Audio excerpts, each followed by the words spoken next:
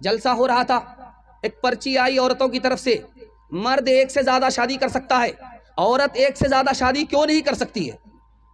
औरतों के पिंडाल से पर्ची आई, जलसे में पर्ची आई कि मर्द को एक से ज़्यादा शादी की इजाज़त है, औरत एक से ज़्यादा शादी क्यों नहीं कर सकती। तो उसका जवाब उसी के हिसाब से दिया गया कि अगर एक से ज़्यादा शादी करेगी औरत तो 2 शादी करेगी तो 2 सास मिलेगी, 3 शादी करेगी तो 3 सास मिलेगी, 4 शादी करेगी तो 4 सास मिलेगी। अब तुम इसके लिए तैयार हो कि 4 सास तुम्हारे ऊपर मुसल्लत होगी।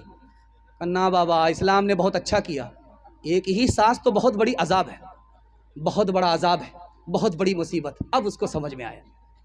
जब ससुराल से बेटी मैके आई, सारे घर की औरतों ने घेर लिया। औरत से पूछा कि बेटी तुम्हारा शौहर कैसा था। माशाअल्लाह। तुम्हारे ससुर कैसे थे। अल्हम्दुलिल्लाह। कहा तुम्हारी ससुराल कैसी थी।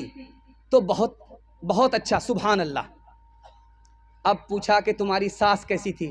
कहा इन्ना लिल्लाह, जल्ले तू जलाल तू, उस बला को टाल तू। माँ समझ गई कि शौहर पसंद है, ससुराल पसंद है और ससुर पसंद है, लेकिन सास पसंद नहीं है। तो माँ होती है। बेटी को अदब दिया। कहा बेटी एक बात बताओ, तुमको सब पसंद है, सास पसंद नहीं है, एक बात बताओ, तुमको मैके से जो ससुराल ले गई थी कौन ले गई थी। कहा मेरी सास आई थी, मुझको देखा सुना था, पसंद किया था, अपने बेटे से मेरी शादी करा करके मुझको ससुराल ले गई।